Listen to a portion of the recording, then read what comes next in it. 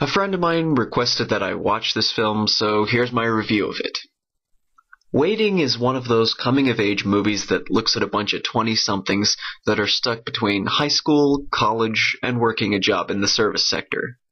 Somehow, I feel like this movie is much more relevant now than it was in 2005, but maybe that's just because I'm entering that age range and that mentality.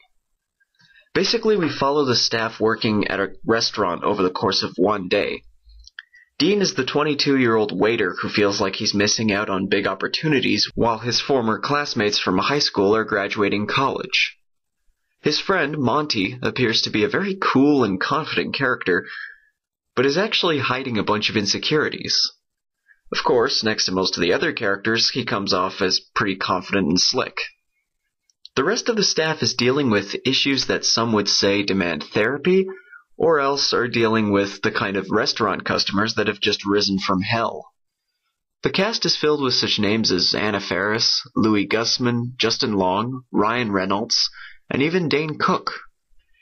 At some points, Waiting feels like a modernized version of Clerks.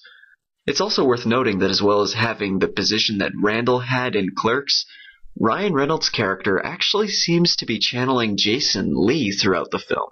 His voice, his mannerisms, and facial expressions, they all seem like they came out of a Kevin Smith film.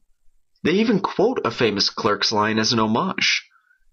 If I had to compare Waiting to other movies, and it's made much easier considering how much it's trying to emulate earlier classics, I'd say that Waiting is trying to find a balance between Clerks and a National Lampoon film. We get the obvious Dante and Randall setup, but we also have that kind of gross-out humor that Judd Apatow would later rely on. Hell, they even have two J characters that seem to exist just to be J characters. Now, to this movie's credit, it's only in the first half that the movie feels like it's being too much of an homage.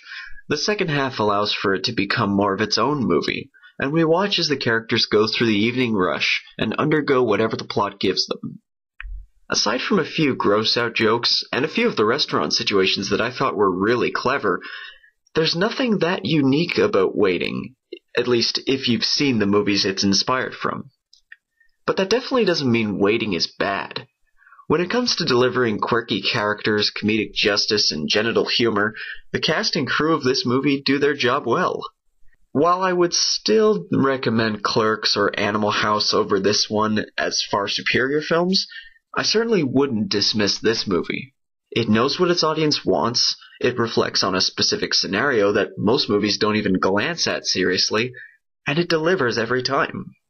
At least, as long as you leave a tip and are polite.